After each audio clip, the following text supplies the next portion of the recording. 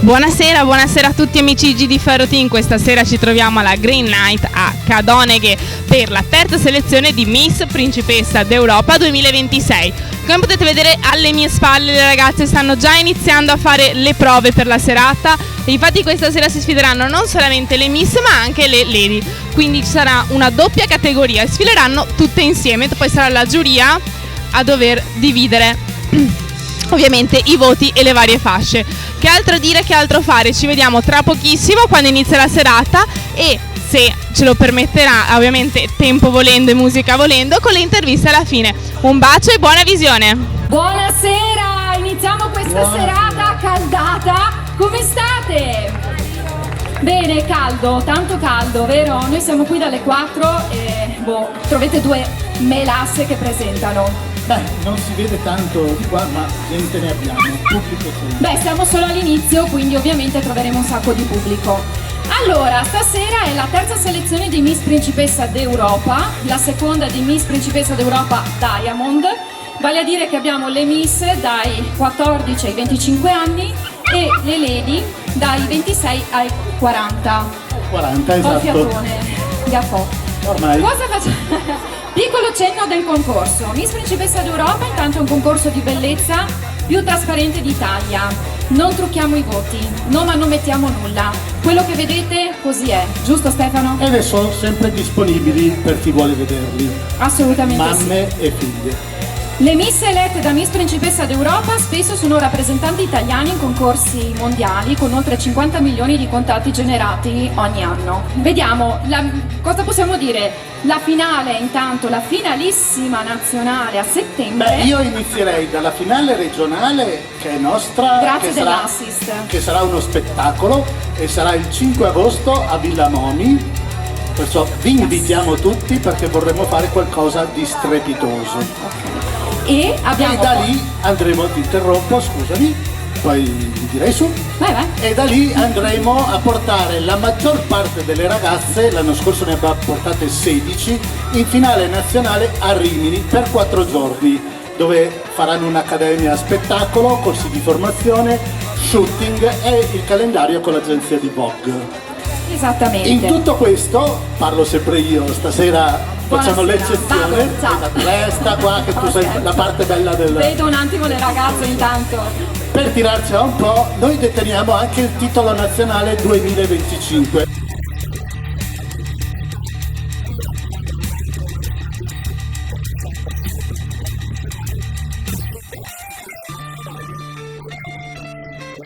Così ho smesso di tirarcela e iniziamo? Iniziamo intanto a presentare le nostre 3 madrine della serata. Io mi metto qui per lasciare ovviamente evidenziare le nostre coroncine. Iniziamo da Irene Renosto, madrina e presidente di giuria, Roberta Rizzo, prima vincitrice della selezione Miss Principessa d'Europa Diamond, ovvero fascia 26-40, e Valentina Calderan, finalista nazionale del Triveneto. Sempre per tirarcela, siamo anche i primi in Italia a fare Miss Principessa Diamond. Giusto per farvele conoscere un pochino, perché ovviamente cerchiamo sempre di mettere in primo piano le nostre ragazze, abbiamo preparato una domandina a tradimento, come fanno nei concorsi di bellezza americani, ma in realtà vediamo se sono già pronte queste ragazze. Il teorema di Pitagora. Vediamo. Valentina, sei una delle finaliste nazionali 2026 del Triveneto, che ricordiamo essere a Rimini e non l'abbiamo detto ma sarà appunto in diretta Sky sul canale Amazon. Che valori ti porterai nella finale e come la vivrai, come la affronterai? Allora, sicuramente un valore che mi porterò con me sarà la gentilezza verso gli altri e il rispetto, e me la affronterò cercando di dare il massimo. Sì. Un applauso a Valentina, lei è piccolina, è un amore. Un applauso, non un applauso. È un amore. A te la seconda. Sì? Vuoi leggere tu? No, ok. Quando vuoi lascia a me la parola, Ciccio? Ok, allora. Roberta, vengo vicina a te. Allora, ormai ci conosciamo da un pochino. Direi di sì. Lei la conosciamo da quando era proprio Miss più piccolina. Ci puoi dire come ti sei trovata alle nostre selezioni, come ti trovi alle nostre selezioni, che ambiente trovi, giusto per capire poi STEAM e Principessa d'Europa com'è? Beh, sicuramente è un ambiente sereno, dinamico, io mi trovo molto bene a qualsiasi selezione che ho fatto, quindi eccomi qua. Domanda a bruciapelo, cosa consiglieresti a una Miss, a una giovane Miss? Oddio, è una cosa che non mi viene. Vabbè, di partecipare ai nostri concorsi, a un altro Sicuramente concorso, di partecipare. soprattutto per aumentare l'autostima, per fare nuove amicizie, Quello sicuramente. ok? Penso sia la prima cosa. Irene, sorridi? Ecco qua il sorriso smaghino. A te o a me? Vado io? Allora, a te chiediamo invece come ti sei trovata in finale nazionale a Cinecittà e soprattutto quale opportunità ti ha dato STEAM assieme al nostro concorso. Buonasera, allora la finale a Cinecittà è stata un'esperienza bellissima, ho avuto la possibilità di conoscere molte ragazze e mettermi in gioco e è stato bellissimo, ho preso anche una fascia in finale nazionale, ho avuto la possibilità di partecipare al Festival di Sanremo, a Sanremo New Talent come valletta e fotomodella e siamo stati al Salotto delle Celebrità, quindi ho potuto conoscere da vicino un mondo che mi appassiona molto. Benissimo, io farei un grandissimo applauso a tutte e tre le nostre bellezze e le concediamo e lasciamo sul palco la quarta bellezza a parlare. Ciao ciao! Ecco, cucù! Grazie ragazze, grazie mille. Adesso, prima però di iniziare il nostro concorso, di fatto iniziamo con un momento moda dedicato a due negozi che ben conoscete di Cadoneghe e iniziamo da Ottica Enore Micaglio, che ovviamente è qui vicino. Oggi vi presentiamo Ottica Enore Micaglio, un punto di riferimento che unisce professionalità, innovazione e attenzione al cliente. Grazie a una costante ricerca e formazione offre non solo prodotti di alta qualità, ma un servizio personalizzato che mette sempre al centro le esigenze di chi lo sceglie. Da Ottica Enore Micaglio troverete occhiali moderni, originali, ricercati, capaci di valorizzare da soli qualsiasi outfit. Perché qui il vero marchio di qualità è il rapporto con il cliente. Benvenuti nel mondo di Ottica Enore Micaglio e vi ricordo questa sera, se andate da Ottica Enore, che è proprio qui di fronte alla piazza, di lato, riceverete un buono del 30% soltanto questa sera. Benvenuti nel mondo di Ottica Enore Micaglio.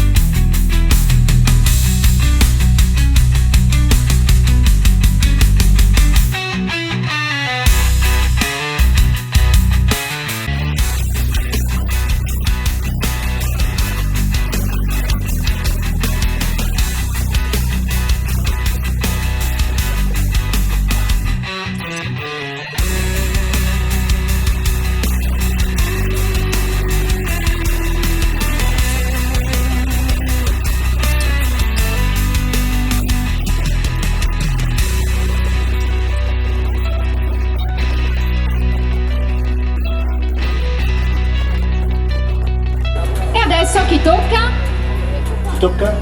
Crisalide. Adesso vi presentiamo Crisalide, il negozio di calzature e accessori di via Gramsci 69 a Medianiga.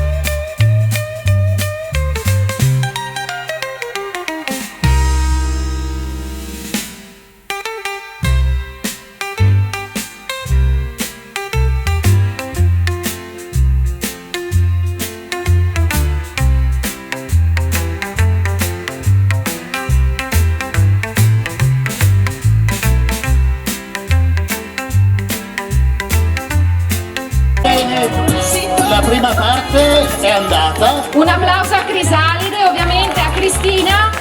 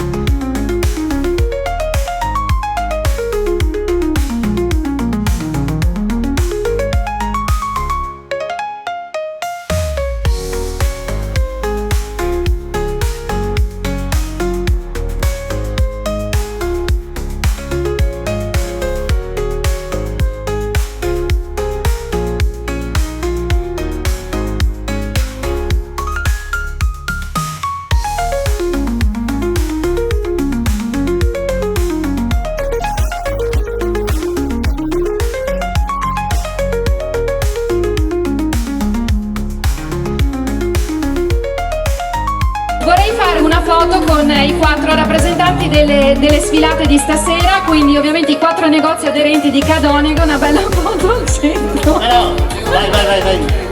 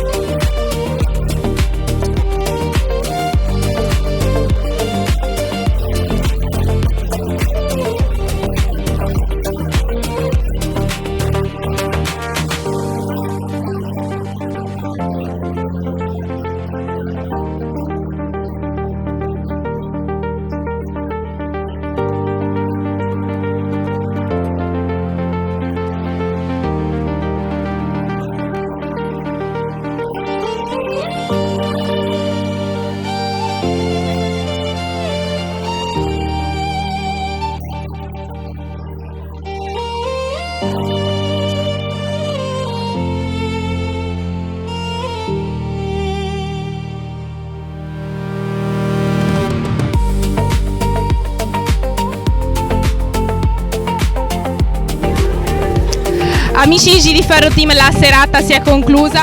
Purtroppo a causa del caldo, a causa di molti fattori, questa sera le interviste non potremo portarcele a casa.